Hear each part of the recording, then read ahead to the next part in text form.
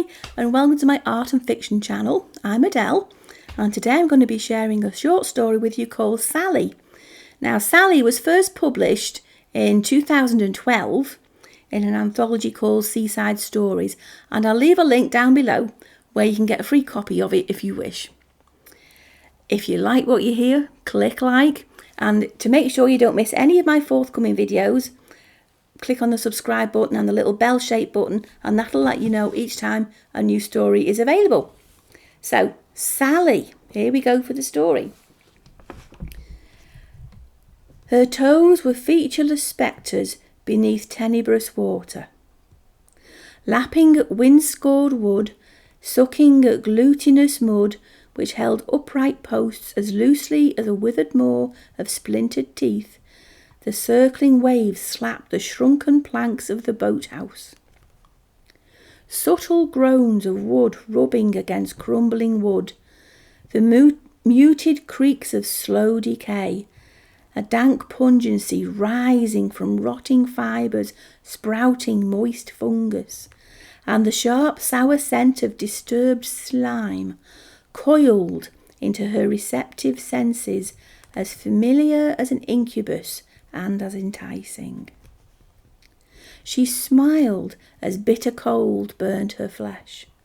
The sun had only warmed surface inches, and even this had faded faster than the day's final rays. She drained the Merlot in a glass and lifted her calves from the water. The lake had reddened her goosebumpy skin. Rubbing her feet with a towel stung, but she anticipated this. Beside the narrow walkway where she sat, the waters formed an oblong portal.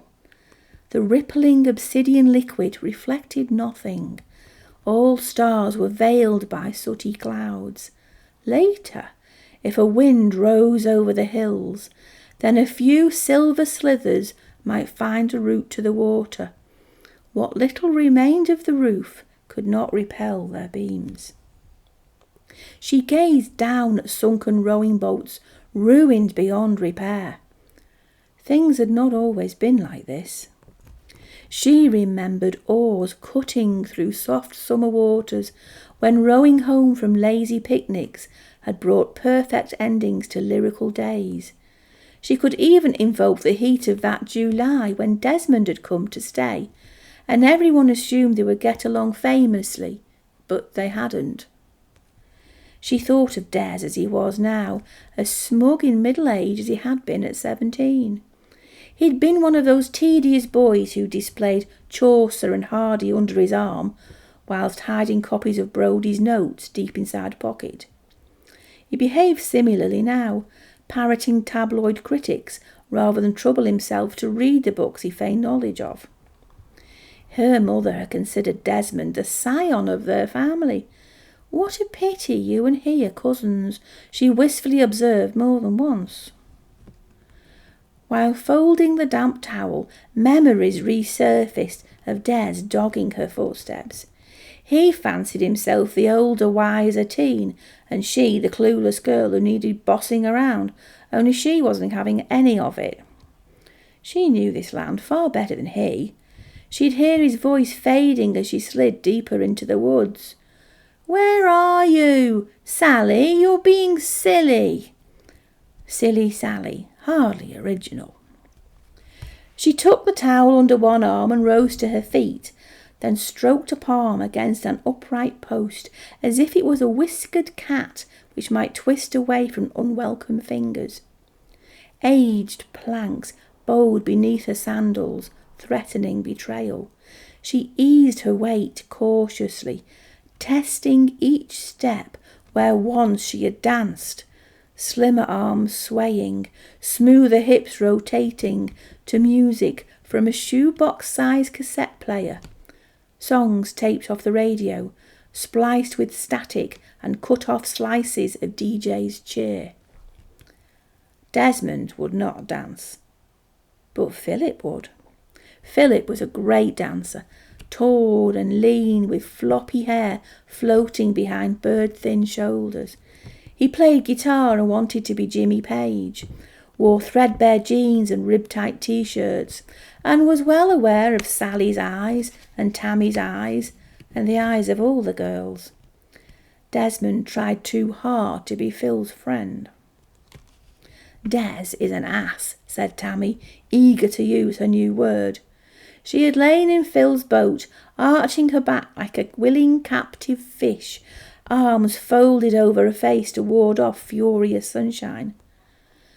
That same boat was now a shattered skeleton, its prow held above water like a turtle's snout.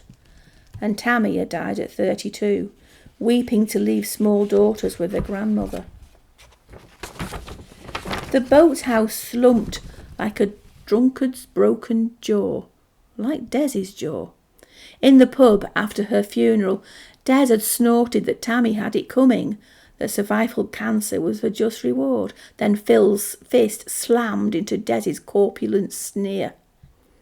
Phil was bald now, enslaved to an abattoir job he hated but needed to support his widely scattered brood, and Des was fat and twice divorced and worked in a petrol station. Sally left her glass on a ledge, offering it as a Buddhist might offer a sacrificial marigold at the feet of a sculpted ideal. The boathouse shielded her from midnight breezes tugging at grey tentacles of mist. An acrid taint of mouldering trash snaked through gaps in the floor. In one corner, a mound of rags moved. Rats or feral cats, perhaps, feeding, fornicating and fighting here, just as she once had. Clawing at Tammy's hair while Phil laughed, amused to pit one against the other, having had both. She didn't want him after that, and she never forgave Tammy. And she never forgave Des. He had cheered and whooped, and ensured he had an eyeful of writhing limbs and sundered friendship, gorging on the girls' blood and tears, calling them the brutal names that hypocrites always used, all in the hope of winning Phil's approval. Torn dresses, new bruises and crimson stains alert all but the worst parents. Des was banished back to his own world, and as autumn's touch burned the woods red gold, and the lake gave shelter to migratory geese, it was announced that a private girls' school awaited Sally, who had screamed protests, then discovered that she actually liked the remote place. Sally rubbed her arms for warmth as she stepped from the boathouse. Her skirt was wet and dirty from sitting on rotting, water-slopped planks, but she had to go back one last time as a reminder of choices made and roads not taken. A chorus of barking dogs erupted as she returned to the Land Rover. On the passenger seat were hotel blueprints which her clients had approved. Soon, people would dance here again beneath midnight skies reflected in the lake, and those who had once scorned her would aspire to serve her their drinks. Well, I hope you enjoyed that. I'll see you again next week. Bye. Leave your comments below, okay? Bye.